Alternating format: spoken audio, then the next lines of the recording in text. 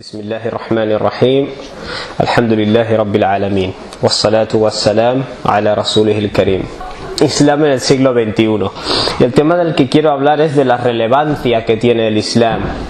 Quiero decir, en esta época de la historia humana, mucha gente se preguntará ¿qué tiene el Islam que no nos ofrezcan otras alternativas? ¿No? Incluso los propios musulmanes. ¿Por qué adherirse al Islam? ¿Qué nos aporta el Islam de nuevo, ¿no? Entonces voy a hacer un poco un repaso de en qué época de la historia estamos, porque si no te localizas dónde estás, no sabes bien cuáles son las particularidades del momento y qué puede aportar el Islam. Y también quiero dejar claras un par de cosas. Cuando hablamos del Islam, aparte de la guía de Dios, luego está el Islam como la umma, ¿no? O los musulmanes. Y yo quiero hacer un apunte acerca de la relevancia del Islam para la humanidad, no necesariamente la relevancia de todas las opciones que los musulmanes proponemos, ¿vale? Los musulmanes, como seres humanos, también en cierto modo presentamos el Islam a través de nuestra forma de verlo, y muchas de esas formas de verlo, seamos sinceros, realmente no son tan relevantes, ¿vale? Y eso es lo que le causa a mucha gente la sensación de que el Islam no es relevante. El primer apunte que quiero hacer es cuando Dios define un poco, digamos, esta umma, cuál es su función, la gente, las personas, el grupo de la humanidad alhamdulillah, que sigue la revelación de Dios, o la última revelación de Dios.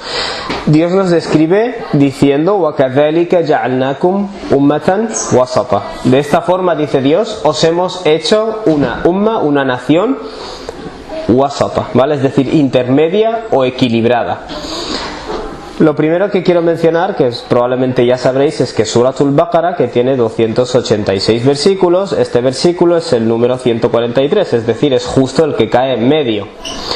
Aunque muchos podáis decir, bueno, es lógico que si el versículo va a hablar de que somos la comunidad intermedia, esté colocado en el medio. Pero lo cierto es que Suratul Baqara fue revelada durante 12 años, ¿vale? En la ciudad de Medina, a trozos, ¿vale? O sea, la gente no tenía cuentas, no contaba los versículos. Es decir, nadie planificó por escrito que este versículo acabara en medio. Y este tipo de cosas acumulativamente son las que demuestran que el Corán ya estaba, si lo quieres decir así, estructurado antes de empezar su revelación. Entonces, lo interesante de este versículo es que Dios ha estado hablando de diferentes comunidades religiosas en la historia de la humanidad, y un poco el hecho de que cada una de ellas ha acentuado en exceso una cuestión diferente de la religión.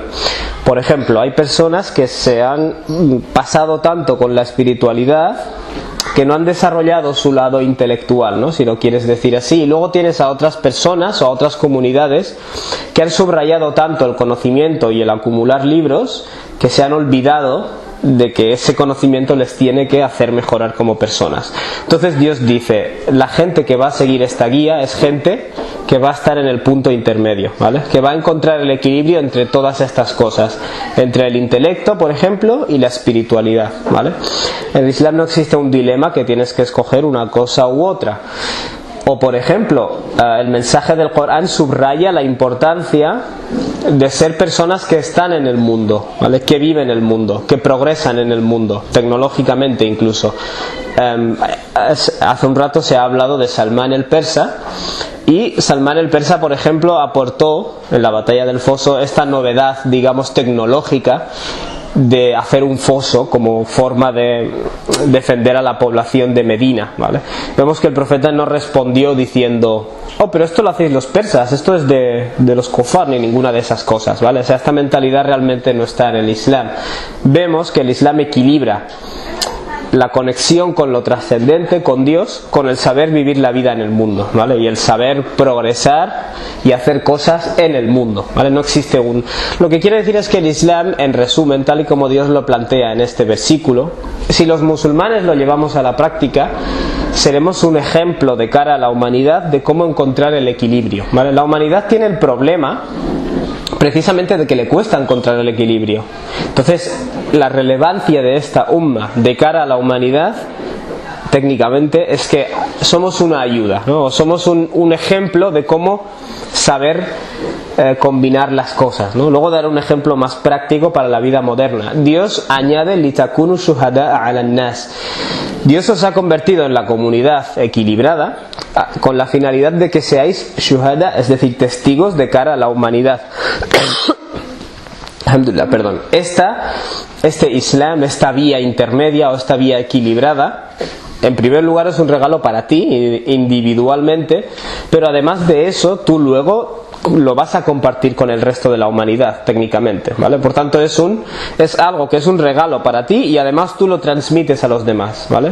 Tú eres un testigo de cara a la humanidad te ve y tú estás mostrando en cierto modo cómo llevar una vida equilibrada, ¿vale? Como comunidad, los musulmanes. Y luego Dios añade wayakuna ar-rasulu alaykum shahida, y de manera que el mensajero sea sobre vosotros un shahid, también un testigo, es decir, el profeta os transmite esta guía, el profeta Muhammad alayhi salam, pero también significa que el profeta Muhammad es un argumento en nuestra contra si lo incumplimos como comunidad, ¿vale? No digo que cada individuo tiene que ser perfecto, pero si como comunidad no mostramos esta vía intermedia de cara a la humanidad, el profeta también en cierto modo se lavará las manos diciendo yo dejé el mensaje, ¿vale? Entonces todos repetimos este eslogan: el Islam es para todas las épocas y para todos los lugares. Mi pregunta es, ¿la gente de todas las épocas y lugares, o especialmente de esta época y de este lugar, cuando nos mira como musulmanes, siente que esto es para ellos? Vale, esa es la pregunta que nos tenemos que hacer, si realmente defendemos que el Islam es para todas las épocas y todos los lugares, ¿vale? Vemos que en el periodo primitivo del Islam, después de la partida del profeta alisatu wassalam, hubo una época de gran creatividad, ¿vale? Es decir, los musulmanes que le siguieron en cierto modo crearon muchas ciencias. Todas estas ciencias que estudiamos hoy, la teoría legal islámica o solo el fiqh, yo qué sé, el fiqh en sí, la jurisprudencia, el arte de adaptar el Islam a todas las nuevas circunstancias que iban apareciendo, porque el Islam se expandió súper rápido. Y esto, quieras o no, fue un arte, ¿vale? Que tuvieron esas mentes intelectuales en esa época. El amor que desarrollaron por el saber, por la ciencia, por la filosofía, empezaron a traducir, y esto no se ha hecho a gran escala como lo hicieron esta gente, el traducir las obras científicas y las obras de filosofía de otras civilizaciones. O sea, vemos que en el periodo primitivo del Islam la mentalidad era muy avanzada, ¿vale? Y esto no lo digo retóricamente, es que es un hecho histórico, ¿vale? Entonces digamos que en la historia de la humanidad hay como grandes momentos, ¿no? Por ejemplo, bueno, lo que tiene el ser humano es que aprendemos las cosas en grupo, ¿no? O en conjunto. Un ser humano solo sirve de poco, ¿vale? Pero en conjunto, digamos, es cuando somos invencibles. Y por eso Dios aquí nos habla de ser una comunidad equilibrada, ¿vale? Porque el concepto de la comunidad es lo que nos da la fuerza. Y el ser humano aprende en grupo, y una de las cosas interesantes de que aprendamos en grupo es que acumulamos conocimiento y somos capaces, por ejemplo, de coger animales mucho más grandes y encerrarlos, ¿vale? ¿Por qué? Porque tenemos unas capacidades que ellos no tienen, ¿vale? Y esas capacidades no son físicas. Por ejemplo, un punto importante en la historia de la humanidad es la agricultura y la ramadería, es decir, el momento en el que empezamos a domesticar animales, ya no necesitamos cazar. Eso es una revolución, ¿vale? Y empezamos a sembrar cosas, ya no necesitamos, la mayoría de plantas que ahora conocemos y comemos no son salvajes, pero realmente eso lo inventamos nosotros. ¿Eso qué es lo que hizo? Que tuviéramos mucho tiempo libre, ya no tenemos que preocuparnos de si vamos a comer, de ir a cazar, y gracias a ese tiempo libre hemos inventado la escritura y hemos hecho un montón de cosas, ¿vale? Por ejemplo, esto es un punto de inflexión. Pues después del nacimiento del Islam en su última forma, es decir, la llegada del Corán, hemos vivido otro punto de inflexión, que es la llegada de la modernidad, ¿vale? Es difícil definir cuándo empieza, pero la modernidad es esta última etapa de la historia en la cual el mundo está súper conectado, globalizado. Por ejemplo, ha habido una cantidad de descubrimientos científicos que no los hubo antes. Y claro, para mucha gente, y esto es a lo que vamos, esto es como provoca una gran ansiedad, ¿vale? Porque es una época muy nueva, todo ha cambiado. Y toda la jurisprudencia islámica que se desarrolló antes de la modernidad en muchos casos, después de la modernidad, está un poco caducada, ¿vale? Y quizás ese es uno de los retos de la era moderna, que tenemos que volver a hacer el trabajo. Entonces tenemos estas dos fuerzas, una de ellas que nos dice, venga, vamos a hacer el trabajo de nuevo, y otra fuerza que dice, no, todo esto es corrupto, todo esto es nuevo, todo esto es... Entonces quiero hablar un poco de eso, esta modernidad que a nosotros, bueno, a la mayoría de territorios musulmanes llegó a través de la colonización, en cierto modo provocó una respuesta puritana, es decir, una respuesta que dijo no, todo esto es corrupto, razonar es corrupto, ¿vale? Es decir, hay una tendencia a decir que no hay que razonar demasiado, solo hay que seguir lo que se hizo en el pasado. La diversidad es corrupta, tenemos que intentar encontrar un ideal puro y no puede haber diferencias, ¿vale? Mientras que, insisto, en el periodo primitivo del Islam fue todo lo contrario, ¿vale? ¿Por qué menciono esto de la respuesta puritana? Porque si vamos a hablar de la relevancia del Islam en el siglo XXI, tenemos que tener claro a qué nos referimos por el Islam, ¿vale? ¿Nos referimos por el Islam a esa creatividad que caracterizó el Islam cuando llegó al mundo, o nos referimos a esta visión ansiosa que nos pide que sigamos viviendo en el siglo VII para evitar toda esta impureza? Tenemos que tener en cuenta eso, porque yo creo que el Islam, la gente va a entrar al Islam en grandes grupos, pero no va a entrar a este Islam puritano. Y menciono esto porque este Islam, sin darnos cuenta, lo que hace es más alejar a la gente que traerla, ¿vale? Por ejemplo, este Islam utiliza mucho la culpabilidad, manipula a través de la culpabilidad. Eres un impuro, todo es haram, todo lo haces mal, en el mundo de hoy no puedes practicar bien si quieres ser puro. Todo este discurso a la gente le cansa, ¿vale? Y llega un punto en el cual la gente dice, bueno, pues si esto es el Islam, estoy más tranquilo sin el Islam. Y es comprensible, ¿vale? O cuando, por ejemplo, planteas hacer fiqh nuevo, adaptar a las nuevas circunstancias, se te dice que estás siguiendo tus deseos, ¿vale? Esta es una de esas frases que han cogido. Lo cierto es que, y esto es muy interesante, el Corán utiliza la frase hawa, bueno, la palabra hawa, deseos, en referencia a nuestros instintos básicos, ¿vale? Esta reacción de miedo, nos quieren dominar, nos acechan, nos van a cambiar. Este miedo, de hecho, es uno de nuestros instintos básicos. Cuando tú lees el Islam a través de este miedo, de hecho, tú estás siguiendo tus deseos. Y ese deseo totalitario de hacerlo todo homogéneo y de una sola forma, y de ejercer el control sobre las demás personas para que sigan tu visión, porque realmente tú eres inseguro y no quieres que haya más visiones, eso es, por definición, es hawa, es un instinto básico, el miedo, la inseguridad, ¿vale? Por tanto, eso es precisamente una forma de seguir tus deseos. Y otra de las cosas que veo en la primera generación del Islam es que, bueno, muchos de los eruditos, aparte de ser científicos o filósofos, en muchos casos eran poetas o les gustaba la poesía.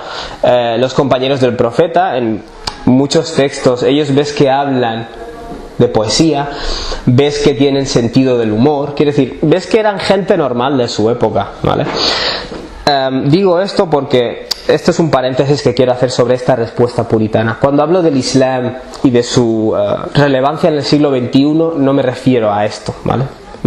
Quiero dejarlo claro. De hecho, creo que esta visión lo que va a hacer es alejar. Bueno, en fin, buscando soluciones. Fijaos qué es lo que nos dice el Corán. Dios dice: وَمَا أَرْسَلْنَا مِنْ رَسُولٍ, no hemos enviado ningún mensajero إِلَّا بِلِسَانِ قَوْمِهِ, sino a través de la lengua de su pueblo, ¿vale? Y una cosa interesante es que el lisan es el idioma, la lengua, pero además es el modo de hablar, ¿vale? Es decir, Dios envía un mensajero a un pueblo y ese mensajero es un miembro de ese pueblo, ¿vale? No es un miembro que ha viajado del pasado a ese pueblo o ha viajado de otro lugar a ese pueblo. Es alguien que entiende la forma de hablar, la forma de ser, la forma de ver el mundo de los miembros de ese pueblo, ¿vale? Y esto es algo que tenemos que tener en cuenta, porque si nosotros somos musulmanes de una época y un lugar, tenemos que entender la sabiduría de Dios. Es decir, si vamos a decir que el Islam es para todas las épocas y lugares, el pretender que la gente esté aislada de su época y su lugar no está siendo fiel al método que Dios ha utilizado a lo largo de la historia, ¿no? Si lo quieres decir así. Dios dice liyubayyina lahum, a fin de hacerles claro, es decir, a fin de hacerles el mensaje claro. Si tú eres un individuo que habla diferente a tu sociedad, es completamente diferente, piensa diferente, viste diferente, todo diferente, como se propone desde esta visión puritana, realmente estás siendo inconsistente con uno de los principios del Islam, ¿vale? Entonces el Islam no será relevante hasta que las personas que lo representan no sean gente relevante, ¿vale? La teoría que está en los libros es muy bonita, pero el Islam no se va a transmitir a través de eso, se va a transmitir a través de las personas, ¿vale? Por tanto, creo que parte de lo que va a hacer y creo que va a funcionar, parte de lo que va a hacer el Islam relevante en el siglo XXI es revivir los fundamentos del Islam en la época y en el lugar en el cual vivimos, ¿vale? Por ejemplo, el Islam dio un mensaje de utilizar la razón, de ser racional. ¿Qué relevancia tiene eso hoy? Bueno, hoy en día mucha gente sigue el Islam porque se lo han enseñado. Eso ya no sirve. Quiere decir, hay que empezar a seguir un Islam, digamos, basado en la razón, basado en el hecho de que somos conscientes y tenemos certeza racional de que este Corán es la guía de Dios, ¿vale? Realmente. Porque si tú no tienes esa certeza, no se la vas a transmitir a nadie, ni siquiera a tus hijos, ¿vale? Abrir la puerta a que la gente haga las preguntas que quiera, sin ningún problema. Y, en cierto modo, ser capaces de desafiar o de reanalizar la tradición. Quiere decir, en los siglos pasados llegamos a muchas conclusiones, hay mucha diversidad de opinión y hay cosas que hoy en día no aplican, ¿vale? Y esto hay mucha gente que le choca un poco, pero es la realidad. Quiere decir, a lo largo de toda la historia del Islam hemos entendido que se va adaptando la cosa, ¿vale? Y cuando tú eliminas esto, eres tú y luego dices, el Islam es para todas las épocas y lugares. Bueno, pues actúa en consecuencia. Si tú pretendes que los musulmanes seamos como seres que han bajado de otro planeta, no le digas luego a la gente que el Islam es para todas las épocas y todos los lugares, ¿vale? Revivir este elemento de razón, este elemento de ciencia, por ejemplo. Mucha gente cree que la ciencia contradice el concepto de Dios, y creo que realmente si les transmitiéramos correctamente el concepto de Dios en el Islam, verían que no es así. De hecho, si tú, yo qué sé, ves un documental sobre el universo y lo grande que es y lo increíble que es, entiendes perfectamente, por ejemplo, por qué los musulmanes no nos entra en la cabeza la creencia de que Dios es un hombre. Porque estás diciendo que el creador de estos trillones de galaxias es un mamífero, es un primate. Eso es lo que estás diciendo cuando dices que Dios es un hombre. Estás diciendo que el creador de todos estos trillones de galaxias estuvo en el útero de una mujer y nació de una mujer. Quiere decir, lógicamente es muy fácil entender la doctrina del Islam, ¿vale? Lo que pasa es que a veces la gente, cuando oye la palabra Dios, automáticamente le viene a la mente un concepto de Dios, ¿vale? Entonces si con esa relevancia le explicáramos el concepto de Dios del Islam, dirían, esto la verdad es que es bastante lógico y cuadra bastante. Otra de las cosas del Islam que es muy relevante para el día de hoy es que hoy en día muchas de las enfermedades que la gente sufre no son físicas, son interiores o son mentales, ¿vale? Estamos en la era de la ansiedad, estamos en la era de la inseguridad, ¿vale? Porque el marketing, las redes sociales nos fuerzan a la inseguridad o a querer siempre estar cumpliendo unos cánones. La moda hace lo mismo, la ropa, los anuncios. Entonces, nos guste o no abrazar este hecho, porque a veces nos creemos que somos una civilización súper avanzada, no hemos avanzado a la hora de hacer que la gente sea mentalmente más estable. De hecho, al contrario, en muchas sociedades tradicionales la gente no tiene tanta tendencia a la inestabilidad que tenemos aquí. Entonces, el Islam aporta una respuesta muy positiva para eso, porque el Islam es una religión, entre sus fundamentos está la cultivación interior, ¿vale? El equilibrarte como persona, la autoayuda, el darte poder a ti mismo sobre tu vida y no dejar que otros elementos de la creación lo tomen. Un ejemplo para mí, por ejemplo, mucha gente busca ayuda y encuentra ayuda en muchas cosas, no se puede negar, pero la ayuda que te puede aportar el Islam no te la puede aportar nadie. Voy a dar un ejemplo claro. Si por ejemplo tú tienes a un ser querido y lo pierdes, por mucho tratamiento y mucha atención psicológica que recibas, no puedes comparar eso con el hecho de que alguien te trate, pero además tengas una esperanza de reencuentro con esa persona, ¿vale? Mucha gente te dirá, vale, a mí me gustaría esa esperanza, pero es que es mentira, o nadie me la puede demostrar. Bueno, eso es en las religiones de la humanidad, ¿vale? En la religión del Islam tú puedes tener certeza racional de que el Islam es verdad, por tanto esa promesa es verídica. Lo que quiero decir es que la mayoría de la gente le gustaría tener una religión, le gustaría creer en otra vida, porque es más cómodo, pero no lo hacen porque no ven evidencia, no ven pruebas, o les parece que se basa en fantasías. Pero es que en el Islam esas fantasías se rechazan, quiero decir, se basa en certeza. O sea, es el paquete entero que la mayoría de la gente nunca ha tenido acceso a ello, ¿vale? Y eso es un poco una injusticia por nuestra parte, porque si somos testigos de cara a la humanidad, no deberíamos darle esta cosa tan maravillosa a la humanidad. Esto no es una crítica a la comunidad musulmana, ¿no? Sino un intento de decir, oye, tenemos nosotros mismos que despertarnos, porque realmente esto que tenemos no es que sea relevante, es que es indispensable para la humanidad, pero la humanidad no siempre lo conoce. Otra de las cosas que el Islam, otro de los fundamentos del Islam que es totalmente relevante es la justicia y la ética. Ahora se habla mucho de derechos humanos, se habla mucho de derechos de la mujer, y todas estas cosas realmente, como musulmanes, creo que deberíamos estar a la vanguardia.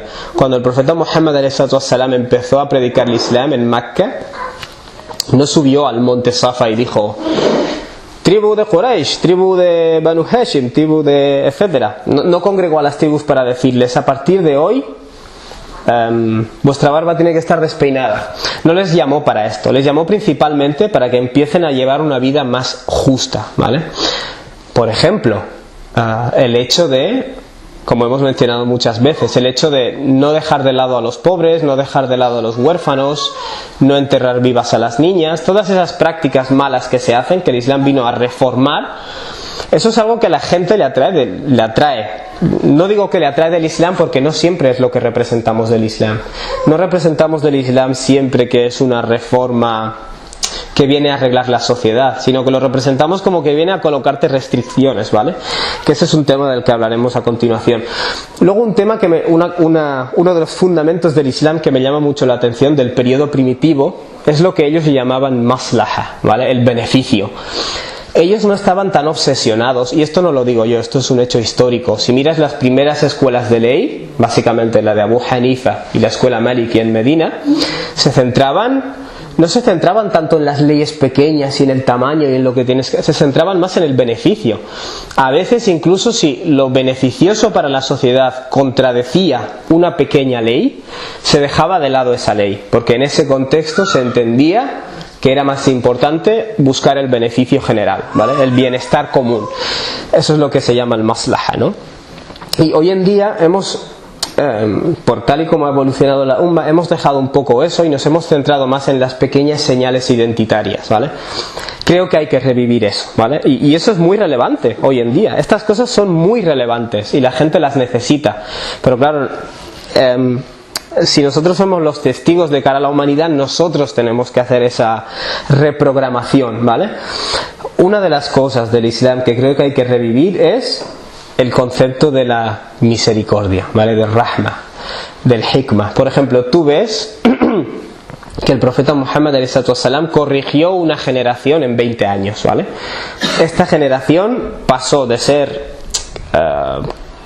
algunos de ellos casi salvajes, a ser lo máximo, a estar siglos por delante de su época. Y esto se hizo en 2 décadas. Y uno de los grandes métodos que el profeta usó fue el no tratar a la gente a palos, así de sencillo. Y el Corán registra esto, ¿vale? Si hubieras sido una persona rígida, se hubieran apartado de alrededor tuyo, ¿vale? Pero gracias a una misericordia de Dios, linta lahum, dice el Corán, tú has sido una persona suave con ellos. ¿Y eso cómo repercute? Tú ves, por ejemplo, que cuando la gente se equivoca, y esto te choca cuando estudias la sunna, ¿vale? Porque no siempre es la imagen del profeta que se nos da en los jutbas. Por ejemplo, os podía dar muchísimos ejemplos de esto. Un ejemplo, uno de los compañeros acudió al profeta alayhi salatu wassalam y le dijo: me he encontrado con una mujer en las afueras de la ciudad y hemos hecho de todo menos el zina. De todo menos el zina. ¿Y qué le respondió el profeta? ¿Eres un sucio pecador? Le dijo: Inal hasanat yudhibna sayyi'at. Las buenas acciones borran las malas, ¿vale? Te encuentras docenas de hadices de este tipo, que alguien hace una mala acción y el profeta le quita hierro al asunto, ¿vale? Y hoy en día tenemos como una casta religiosa, volviendo a ese trozo puritano, que yo confío que es una minoría. Esa casta lo que hace es creerse superior a los demás musulmanes. Tú imagínate, os voy a poner una escena. Tú imagínate que eres un musulmán en el instituto, 16 años. Estos musulmanes que ves en Facebook, moja_94 o tu morenita Fátima, toda esta gente, que ellos son la umma. Quiere decir, a veces los religiosos sentimos desprecio hacia esta gente.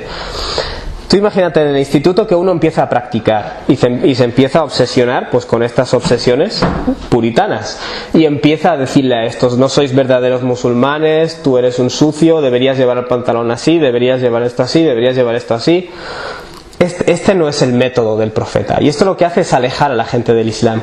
Estos chavales nunca van a volver al Islam, realmente se van a alejar más, porque dirán: cuando yo vuelva al Islam me convertiré en un arrogante como era esa persona, ¿vale? Por tanto, esta idea del religioso como una persona arrogante hay que dejarla ya, hay que dejarla atrás, porque esto, insisto, no es relevante hoy en día, ¿vale? Esto hará que el Islam sea un fósil, que deje de ser relevante hoy en día para la gente de hoy en día.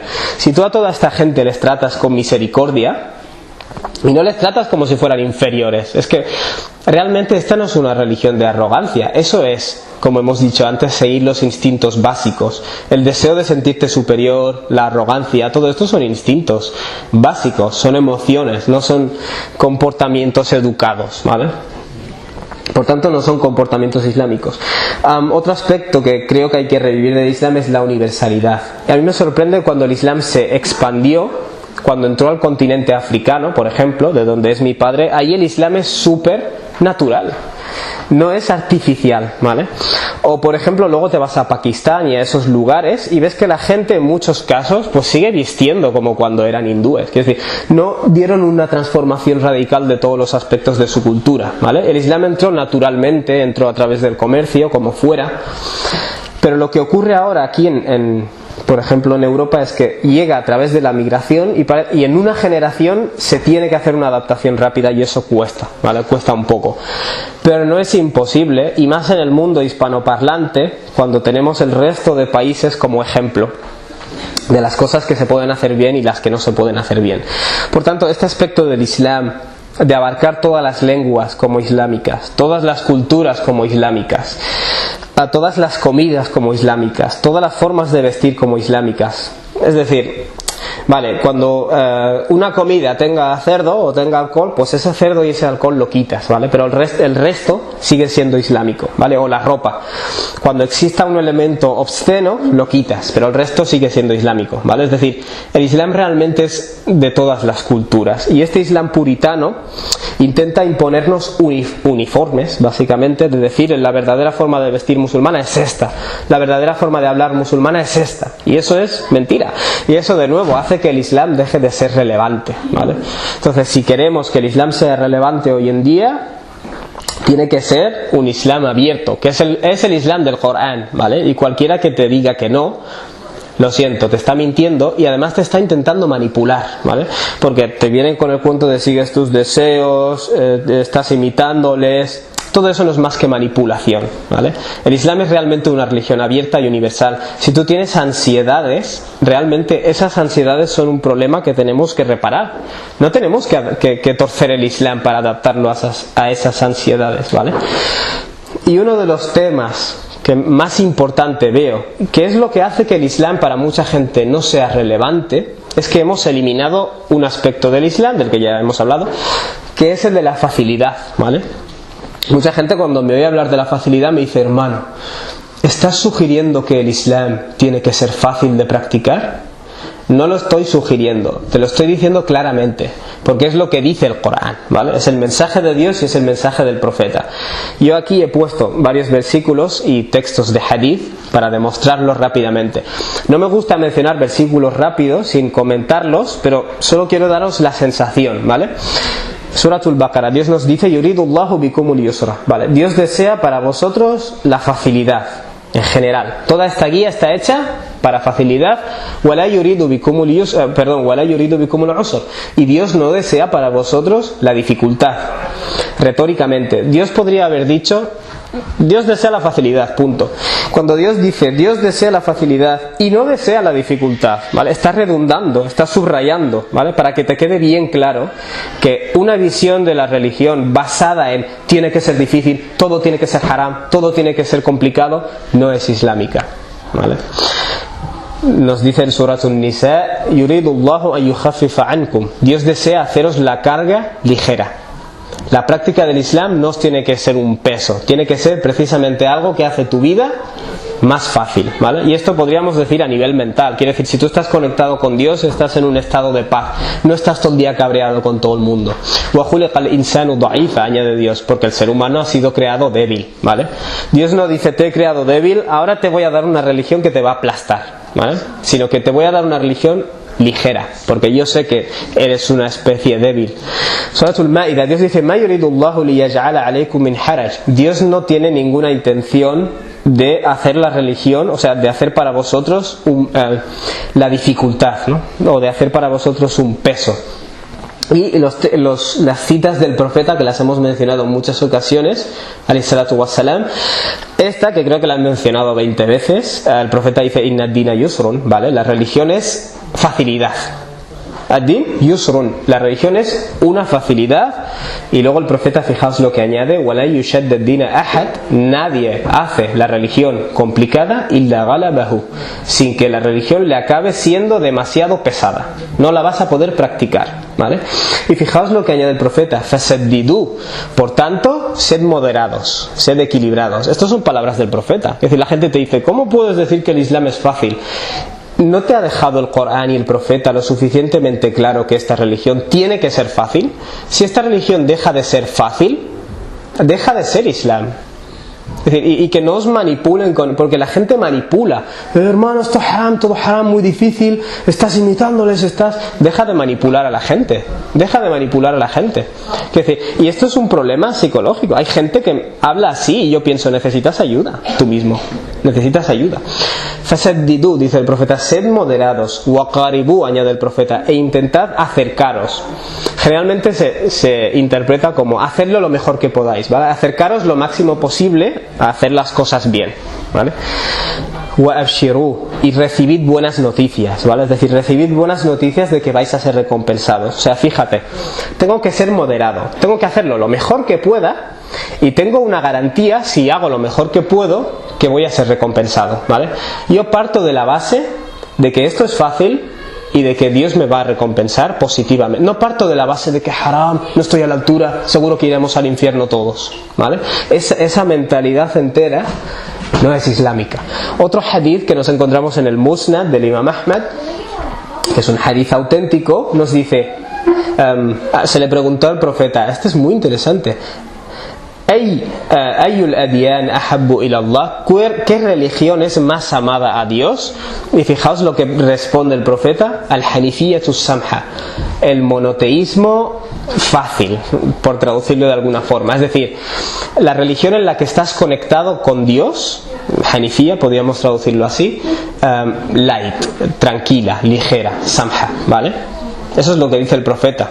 Es decir, esa religiosidad natural en la que tú estás conectado con Dios y todo fluye, todo es natural. No es todo estos cánones rígidos y estos bautismos que nos hemos inventado, ¿vale? Esta es la religión que más ama a Dios. Y en otro hadith interesante, también en el Musnad del Imam Ahmad, hadith auténtico, el profeta dice: Inna khayra dinikum aisaruhu. El profeta repitió esto 2 o 3 veces. La mejor religión que podéis tener es la que os resulta más fácil. ¿vale? Estos son palabras del profeta. Que nadie venga, que nadie venga y os diga, no puedes decir eso porque todo es haram, porque Dios dice que os va a poner a prueba, de hecho, cuando Dios dice que os va a poner a prueba, se refiere a que habrá gente que no aceptará el mensaje, no a que tú te tengas que complicar la vida a ti mismo, ¿vale? Y por cierto, claro, luego habrá gente que vendrá y dirá, entonces hermano, estás diciendo que si yo quiero no tengo que rezar porque la religión es fácil. Todos los conceptos los puedes extender hasta lo absurdo, ¿vale? Y eso es una de las cosas que pasa. Es uno de los problemas de no ser equilibrados, ¿vale? No estoy diciendo eso. Lo que estoy diciendo es que el Islam es flexible, ¿vale? Por ejemplo, dentro de la hora de rezar tienes capacidad de adaptar, en algunos casos de combinar oraciones. Y he insistido en algunas de las primeras escuelas del Islam porque subrayaban mucho la facilidad, y hoy en día eso está más marginado, ¿vale? Entonces voy a terminar con otro versículo del Corán y lo vamos a dejar aquí. Dios nos dice, lo digo porque si queremos que el Islam sea relevante en el siglo XXI, hoy, en la era moderna, aquí, para nuestros hijos, tenemos que revivir estas cosas, tenemos que tener un Islam racional, el Islam de no razones, no seas diferente, todos igual, vamos a seguir una iglesia. Ese Islam que es artificial no va a funcionar, y de hecho yo creo que el Islam se va a extender y mucha gente va a entrar sencillamente porque vamos a aprender a dejar de lado esa visión del Islam, ¿vale? Hay que revivir la universalidad del Islam, mostrarle a la gente que el Islam está hecho para ellos y no está hecho para dificultarles la vida, sino para facilitárselas, ¿vale? Para conectarle. El Islam está aquí para conectarte con tu Creador, para que a lo largo de tu vida en este mundo seas más feliz, no para que dejes de vivir el mundo y te vuelvas depresivo, ¿vale? Dios nos dice, "Qul man harrama zinata Allah". Esto lo digo en relación a la visión equivocada que algunas personas puedan tener de la religiosidad. Dios ordena decir, al profeta, ¿quién ha prohibido la belleza de Dios? Fijaos, alhamdulillah, que Dios no dice quién ha prohibido las cosas bellas que Dios ha dado. No es eso lo que dice. Dios dice quién ha prohibido la belleza de Dios. En el texto original lo que Dios está haciendo es atribuir la belleza, las cosas bellas de la vida, a Dios directamente. La belleza de Dios lo llama. Y luego añade allati akhraja li'ibadi, aquella que Dios ha puesto a disposición de sus siervos, ¿vale? ¿De qué belleza está hablando? Justamente el versículo anterior nos dice ya bani Adam, descendientes de Adam, humanidad, khudhu zinatakum 'inda kulli masjid, adoptad vuestra belleza en todos los lugares de postración. Y claro, hay un hadith del profeta alayhi salatu wassalam donde se nos dice que toda la tierra es masjid, toda la tierra es un lugar de postración. O sea, podrías extenderlo y decir, bueno, el Islam realmente es una religión de belleza en este mundo, ¿vale? No de si quiero ser religioso tengo que deprimirme, dejar de arreglarme. No, realmente el Islam no es una religión de eso. Wakulu washrabu wa la tusrifu, añade Dios, y comed y bebed, pero no derrochéis, ¿vale? Fijaos, volviendo al equilibrio, el Islam no te pide que dejes de disfrutar las cosas de la vida, las buenas comidas, la buena ropa, ¿vale? ¿Qué nos dice el profeta alayhi salatu wassalam? Si Dios te ha dado regalos, Dios ama ver el efecto de esos regalos sobre ti. Si Dios te ha dado un buen nivel, vive de acuerdo a ese buen nivel. No tienes que sentirte culpable, haram, es la vida del mundo, el dunya, te están corrompiendo. No tienes que sentirte culpable, ¿vale? Cualquier forma de religión que intente manipularte a través de la culpabilidad, señal de alarma, ¿vale? Esto es un mensaje que quiero dejaros claro. Dios dice, comed y bebed, wala tusrifu, eso sí, no derrochéis, ¿vale? No te comas 5 hamburguesas de una, no dejes el grifo, no te pases en la ducha 30 minutos, porque realmente esa agua no sobra. Quiere decir, tienes que encontrar el equilibrio, ¿vale? Ya está, simplemente eso. Y lo digo porque el Islam tiene un tono positivo. La sunna del profeta, por ejemplo, es el tono positivo, el sonreír.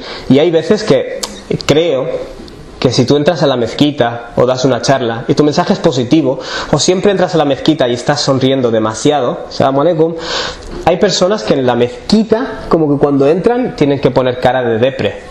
Están así. La cara de taqwa, ¿no? Assalamu alaikum. Es como que es raro si tú entras y estás de demasiado buen rollo. Algunas personas, no todas. Y creo que eso en parte forma parte de esta visión equivocada del Islam, ¿vale? Pero bueno, quiero decir, no estoy diciendo aquí ahora que el Islam tienes que sonreír todo el día. Lo único que estoy diciendo es que hay una visión ahí fuera que cree que el Islam te hace más depresivo, y eso no es así, ¿vale?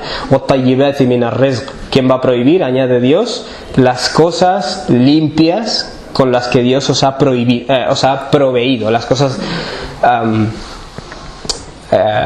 puras, las cosas limpias que Dios os ha dado, que no tienen nada de malo y que no hay por qué prohibirlas, ¿vale? Una de las cosas que me llama la atención del Islam primitivo, de las primeras escuelas, es que les daba mucho reparo decir haram, la palabra haram, ¿vale? La palabra prohibido. ¿Por qué? Porque cuando tú dices que algo es haram, estás diciendo que Dios lo ha prohibido, que el creador de todo cuanto existe, si lo haces, te puede castigar, ¿vale? Me hace gracia el imam Malik, el imam que vivió en Medina a 3 generaciones del profeta. Hay un libro que compila sus fatuas que se llama Al-Mudawwana. Este libro tiene como 30.000 temas diferentes, ¿vale? Sobre los cuales se le preguntó al imam Malik y él responde. Se le pregunta y él responde. Y la palabra haram aparece muy pocas veces. Utiliza muchas veces la frase la yu'jibuni, a mí no es algo que me guste, ¿vale? Utiliza frases como yo no lo veo apropiado, no es lo más correcto, ¿vale? Pero decir haram significa decir el creador no quiere que lo hagas, ¿vale? Y eso les daba miedo decirlo. Y eso es una de las cosas que hoy en día parece que es al revés. Tienes que decir haram, tío. Si no dices haram todo el rato, no estás siguiendo la pureza. Por tanto, si quieres que el Islam sea relevante, hay que recuperar estos aspectos del Islam, ¿vale? El no estar obsesionado con prohibirlo todo y todo lo está regulado por el Islam. La forma que te tienes que peinar correcta islámica es esta, la forma que tienes que ponerte la capucha correcta islámica es esta. Ese Islam no va a ser relevante, no lo va a ser. Y lo digo con mucha claridad. Así que en resumen de la charla, la relevancia del Islam en el siglo XXI es la misma relevancia que el Islam tiene para todas las naciones y todos los pueblos, porque Dios lo ha hecho relevante. Y mientras nosotros no lo obstaculicemos ni lo distorsionemos, el Islam va a ser relevante, ¿vale?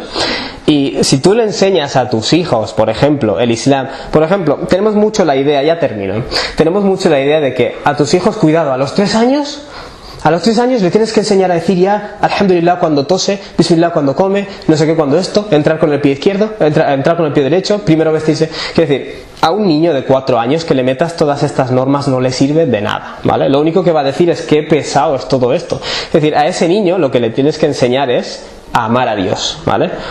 Le tienes que enseñar que a la hora de comer, por ejemplo, al terminar diga gracias a Dios. Hay gente que no lo tiene. Enséñale a entender las cosas y de esta forma se fomentará un amor por el Islam. A medida que se hace mayor, los niños no paran de preguntar ¿por qué? ¿por qué? ¿por qué? Quieren respuestas. Fomenta eso, porque eso es algo del Islam. El Islam alimenta esa fitra.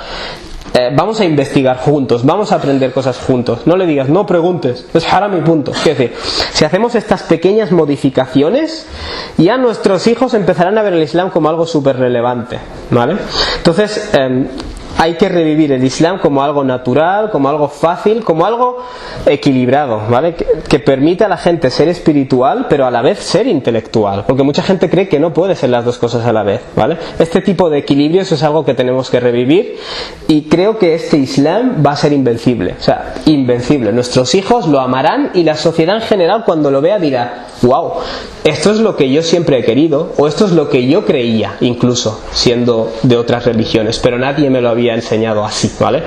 Es lo que creo sinceramente. Si hacemos este cambio de chip, no cambio de chip, ¿no? Porque mucha gente naturalmente es así, pero si nos dejamos de cosas raras y adoptamos el Islam tal y como es, natural, razonable, equilibrado, la gente simplemente se va a enamorar. Y eso es algo que vamos a ver en las próximas décadas, si Dios quiere. Subhanakallahumma wa bihamdika ashhadu an la ilaha illa ant astaghfiruka wa atubu ilayk.